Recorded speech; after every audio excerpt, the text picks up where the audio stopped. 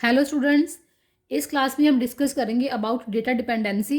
अगर आपको पेपर में क्वेश्चन आए व्हाट इज़ ब्रांच हैंडलिंग, तो उसका सोल्यूशन लिखने से पहले आपको बताना होगा व्हाट इज़ डेटा डिपेंडेंसी। ठीक है, जैसे कि नाम से ही हमें पता चल रहा है कि ब्रांच हैंडलिंग मतलब कहीं ना कहीं कोई प्रॉब्लम होगी, उसको हैंडल करना है हमने।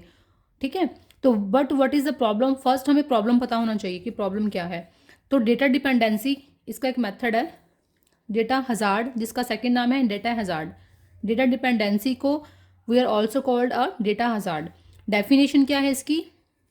when an instruction depend on the result of the previous instructions but this result is not yet available।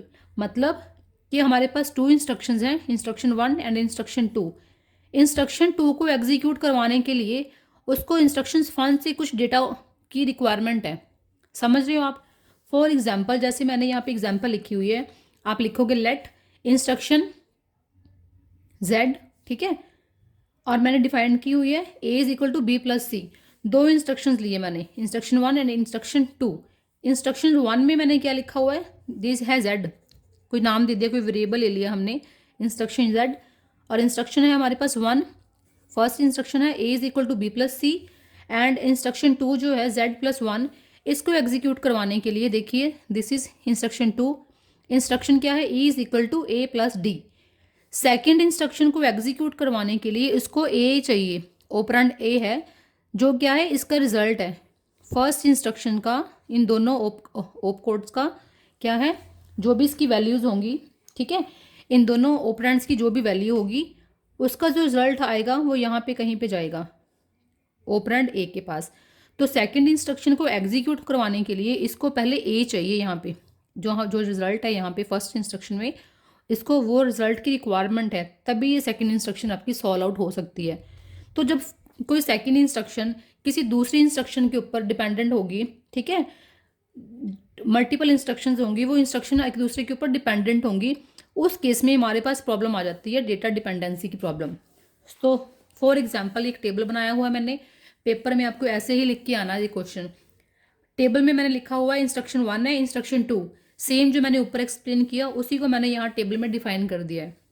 यहाँ पे इंस्ट्रक्शंस लिखी हुई है, इंस्ट्रक्शन z है, इंस्ट्रक्शन z प्लस 1, कुछ भी वेरिएबल का नाम लिख सकते हो, आपको इतना मैटर नहीं है। ठीक है, यहाँ पे लिखा हुआ है CLK clock cycle, clock cycle 1 2 3 4 5 6। हमने पढ़ा हुआ है क्लासेस में, जब भी पाइपलाइनिंग का कंसेप्ट आएगा सबसे पहले हम ऑपरेंड को फैच करेंगे, उसको डिकोड करेंगे। ठीक है, फिर हम सबसे पहले हम इंस्ट्रक्शन को फैच करेंगे, फिर हम क्या करेंगे, इंस्ट्रक्शन को डिकोड करेंगे, फिर ऑपरेंड को फैच करेंगे एंड उसको एग्जीक्यूट करेंगे। कुछ सीक्वेंस ऑफ स्टेप्स थे, हर एक साइकिल में एक इंस्ट्रक्शन क्या थी एग्जीक्यूट करवा रहे थे हम, है ना।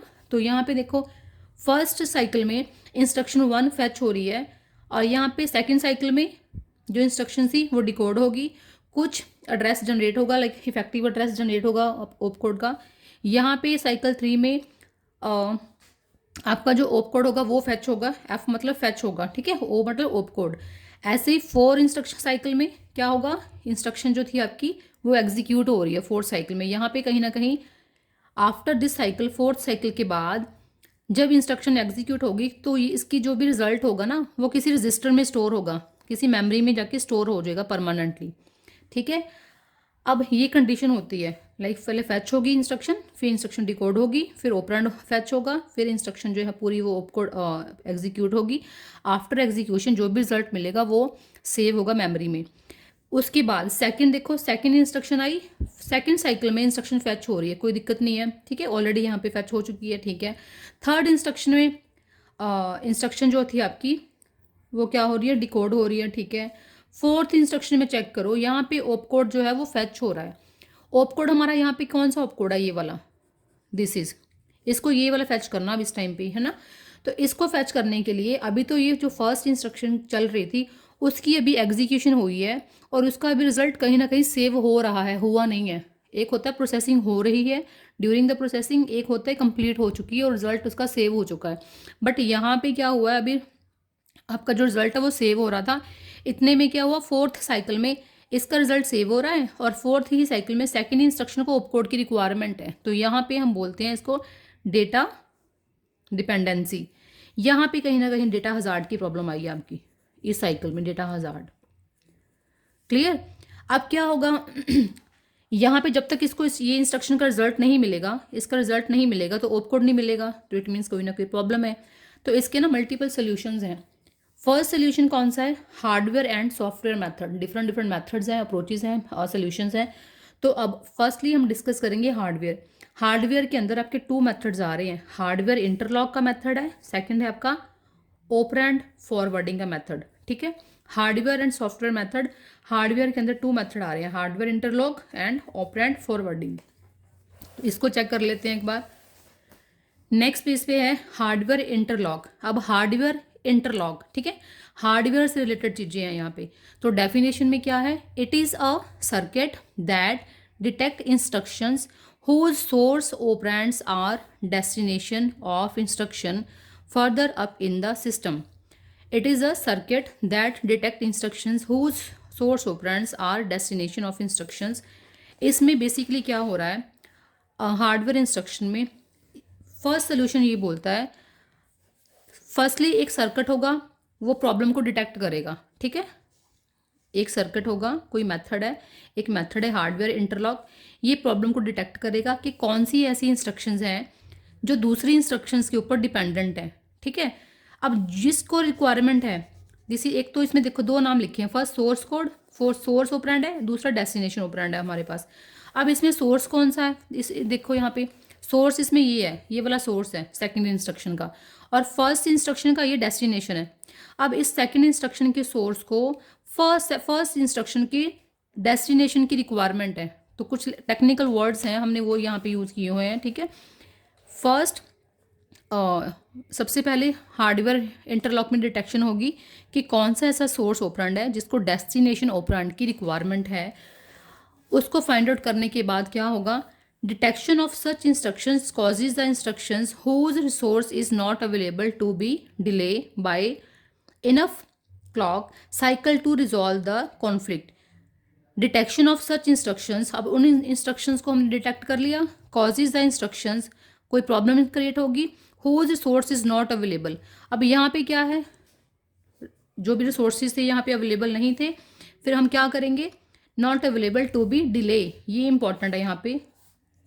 अगर तो जो सोर्स है आपका, सोर्स ऑपरेंड को डेस्टिनेशन सोर्स अवेलेबल नहीं है, उस केस में क्या होगा, डिले मेथड है यहाँ पे, delay by enough clock cycle to resolve the conflict. तो जो भी कॉन्फ्लिक्ट होगा उसको सॉल्व आउट करने के लिए यहाँ पे क्या चलेगा, डिले चलेगा। मतलब ये मैं हटा देती हूँ यहाँ से, सपोज करो अब आपको यहाँ पे एक और डायग्राम बनाना है, सेम ऐसा ही, इस कॉर्नर की इस पॉइंट को प्रूव करने के लिए आपको यही टेबल बनाना पड़ेगा। बस उस टेबल में ना आप इसको ब्लैंक कर दोगे, मतलब यहाँ पे ना इसको आप क्या कर दोगे, डिले करोगे। अब यहाँ पे डिले मतलब अब जो ये वाली साइकिल था यहाँ पे, ये फैच ऑपरेंड था ना, अब ये फैचिंग यहाँ ना होके नेक्स्ट साइकिल में डाल दोगे आप, और ये वाला जो था एग्जीक्यूशन का वो यहाँ पे जाएगा एग्जीक्यूशन। मतलब जहाँ पे कन्फ्लिक्ट आ रहा था, हार्डवेयर इंटरलॉक ये बोलता है अगर आपको कोई कॉन्फ्लिक्ट की प्रॉब्लम आ रही है तो आप ऐसा करो, जिस साइकिल में प्रॉब्लम है उस साइकिल को आप क्या कर दो, उस साइकिल में उस इंस्ट्रक्शन के ब्लॉक को डिले कर दो। इसमें हमने डिले कर दिया, यहाँ पे वेटिंग में है, ये खाली ब्लॉक है साइकिल, ये फ्री साइकिल है। ठीक है, जो यहाँ पे इंस्ट्रक्शन आपकी एग्जीक्यूट होनी थी, जो जहाँ पे फेजेस था वो फेज हमने यहाँ ले लिया। अब यहाँ पे होगा आपका फैच ऑपरेंड, उसके बाद 6 साइकिल में जाके एग्जीक्यूशन होगी। ठीक है, 6 फेज में जाके एग्जीक्यूशन हो रही है, ना कि यहाँ पे।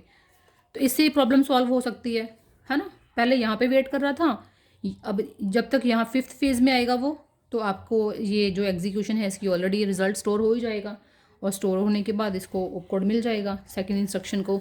तो this is the solution of first hardware interlock. Second solution देखो इसका, ऑपरेंड फॉरवर्ड। अब ऑपरेंड फॉरवर्ड क्या बोलता है, according to this method they use special hardware to detect a conflict. First line सबकी सेम ही लिखोगे आप। इसमें क्या होगा, यहाँ पे भी पहले कॉन्फ्लिक्ट हमने फाइंड आउट किया, इसमें भी हमने पहले कॉन्फ्लिक्ट फाइंड आउट किया। अब देखो next, then avoid it by routing the data.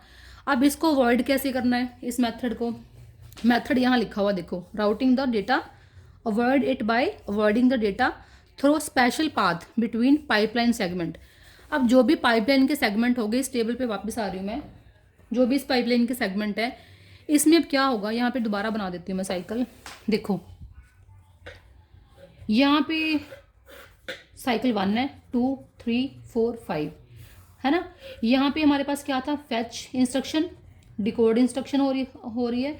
यहाँ पे ऑपरेंड फैच हो रहे हैं, एग्जीक्यूशन हो रही थी, एंड यहाँ पे हमारे रिजल्ट सेव होने हैं।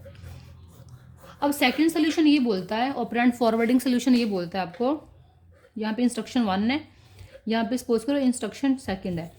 अब सेकंड मेथड ये बोलता है ऑपकोड ऑपरेंड का कि अगर आपको कोई प्रॉब्लम हो रही है यहाँ पे, लाइक यहाँ पे फैच है, यहाँ पे ये है, यहाँ तक कोई दिक्कत नहीं थी हमें, ठीक है। फोर्थ के बाद थर्ड के बाद कोई प्रॉब्लम नहीं थी, फोर्थ में कुछ कॉन्फ्लिक्शन आई है, कॉन्फ्लिक्ट अराइज हुए हैं। तो यहाँ पे क्या होगा, ऑपरेंड फॉरवर्डिंग ये बोल रहा है कि ऐसा करो कि जब ये वाली जो इंस्ट्रक्शन थी फोर्थ पे हमारी क्या हो रहा था, फोर्थ पे एग्जीक्यूशन हो रही थी, है ना, और यहाँ पे स्टोर होना था, रिजल्ट स्टोर होना था, सेव होना था result, save result fifth cycle में। तो इसमें ये बोल रही है ऑपरेंड फॉरवर्डिंग कि आप ऐसा कर सकते हो कि फोर्थ ब्लॉक में जब ये रिजल्ट इसका सेव होगा, फोर्थ इंस्ट्रक्शन का जब रिजल्ट सेव होगा आपका, उसी टाइम आप एक ऐसा मेथड निकालोगे, कि ऐसा रूट निकालोगे, स्पेशल रजिस्टर होगा जो साथ साथ रिजल्ट यहाँ पे भी कहीं ना कहीं सेव करेगा, किसमें, फोर्थ साइकिल में, ठीक है। फोर्थ साइकिल में भी रिजल्ट सेव होगा, अब यहाँ पे भी सेव होगा और यहाँ पे भी सेव होगा।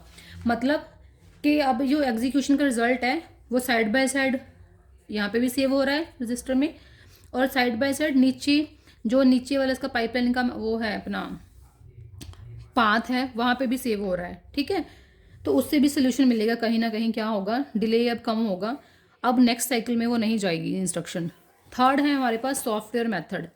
सॉफ्टवेयर मेथड क्या बोलता है, the compiler is design to detect a data conflict and reorder instruction as necessary to delay the loading of the conflict data by inserting no operation। Software method ये बोलता है कि यहाँ पे अब किसकी बात हुई है, कंपाइलर की, ठीक है। यहाँ पे हमारे पास क्या था, स्पेशल कॉन्फ्लिक्ट हार्डवेयर, यहाँ पे भी एक हार्डवेयर था जो फाइंड आउट कर रहा था कॉन्फ्लिक्ट, यहाँ पे भी एक हार्डवेयर था जो कॉन्फ्लिक्ट फाइंड आउट कर रहा था। सॉफ्टवेयर मेथड में एक सॉफ्टवेयर होगा, वो सॉफ्टवेयर कौन सा है, कंपाइलर है। वो कंपाइलर क्या करेगा, सबसे पहले तो वो डिटेक्ट करेगा कि कौन सी ऐसी 2 इंस्ट्रक्शंस हैं जो आपस में कॉन्फ्लिक्ट हो रही हैं। कॉन्फ्लिक्ट कब होगी, जैसे हमने भी डिस्कस किया कि सेकंड इंस्ट्रक्शन जो है डिपेंडेंट है फर्स्ट के ऊपर, सेकंड तब तक एग्जीक्यूट नहीं हो सकती जब तक फर्स्ट एग्जीक्यूट नहीं हो पा रही है आपकी, ठीक है। तो ये क्या करेगा सॉफ्टवेयर मेथड, प्रॉब्लम इसने डिफाइन कर ली कि यहाँ पे प्रॉब्लम है, तो ये क्या करेगा, पहले ही चेक कर लेगा कि अगर सेकंड इंस्ट्रक्शन और फर्स्ट इंस्ट्रक्शन दोनों में कहीं ना कहीं कॉन्फ्लिक्ट आ रही है, तो उस केस में ये यहाँ पे लगा देगा नो ऑपरेशन बीच में। नो ऑपरेशन मतलब कि जब तक फर्स्ट इंस्ट्रक्शन पूरी फुलफिल नहीं हो जाती तब तक सेकंड इंस्ट्रक्शन एंटर नहीं करेगी, कोई भी ऑपरेशन परफॉर्म नहीं करेगी, ठीक है। तो ये भी एक मेथड है, सोल्यूशन है। तो इसको हम बोलते हैं नो ऑपरेशन, और बोलते एक और नाम गिवन है डिले लोड। डिले लोड मतलब लोडिंग में कुछ डिले होगी, इट मीन्स कि जब तक फर्स्ट इंस्ट्रक्शन सॉल्व आउट नहीं हो जाती सेकंड इंस्ट्रक्शन आपकी सॉल्व नहीं हो सकती, कोई ऑपरेशन परफॉर्म नहीं कर सकती। तो these all are the method for data dependency. इसकी आगे हमने डिस्कस करना है ब्रांच हैंडलिंग का कंसेप्ट, वो मैं थोड़ी देर में आपको, ठीक है, नेक्स्ट वीडियो में आपको इसका जो वो है अपना नेक्स्ट टॉपिक ब्रांच हैंडलिंग वो आपको फॉरवर्ड कर दूंगी। आई होप कि आपको थोड़ी अंडरस्टैंडिंग हुई होगी। ब्रांच हैंडलिंग में आपको कोई भी क्वेश्चन आ जाता है ना, तो आपको ये लिखना पड़ेगा पहले डेटा डिपेंडेंसी के बारे में, ऐसी इंस्ट्रक्शन बनानी पड़ेगी, टेबल बनाओगे आप, मेथड्स लिखोगे साथ में, फिर hardware interrupt, operand forwarding, software method, ये दोनों मेथड आपके हार्डवेयर के मेथड हैं। जैसे मैंने बताया वैसे ही लिखोगे, क्लियर। यहाँ पे भी कॉन्फ्लिक्ट फाइंड आउट करेंगे, यहाँ पे भी हम कॉन्फ्लिक्ट फाइंड आउट करेंगे। फर्स्ट मेथड क्या बोलता है, ऐसे कर दो कि जो फोर्थ साइकिल में अगर आपस में कॉन्फ्लिक्ट आ रहा है तो इसको खाली कर दो, जो यहाँ पे इंस्ट्रक्शन थी उसको नेक्स्ट में मूव ऑन कर दो सेकंड के लिए, सेकंड इंस्ट्रक्शन के लिए, है ना। ऑपरेंड फॉरवर्डिंग में क्या कह रहा था कि आप ऐसा कर सकते हो, आप ऐसे कर सकते हो कि जब फर्स्ट इंस्ट्रक्शन अपना रिजल्ट सेव कर रही है तो उसी दौरान इंस्ट्रक्शन अपना रिजल्ट यहाँ पे भी थोड़ा थोड़ा फॉरवर्ड करेगी, सेव को, उसका रिजल्ट यहाँ पे भी सेव होगा सेकंड नीचे वाले सेकंड इंस्ट्रक्शन में, ठीक है, जहाँ पे डिपेंडेंसी है वहाँ पे भी अपना रिजल्ट सेव करेगी। थर्ड मेथड क्या बोलता है कि आप एक ऐसा ऑपरेशन परफॉर्म करो कि जिसमें कोई ऐसा मेथड लगाओ कि जिसमें कोई ऑपरेशन ही ना परफॉर्म हो। जब फर्स्ट पूरी कंप्लीट हो जाती है, साइकिल पूरा कंप्लीट होगा, then only second cycle enter कर सके। तो आई होप कि आपको अंडरस्टैंडिंग हुई होगी, ठीक है। Okay, thank you.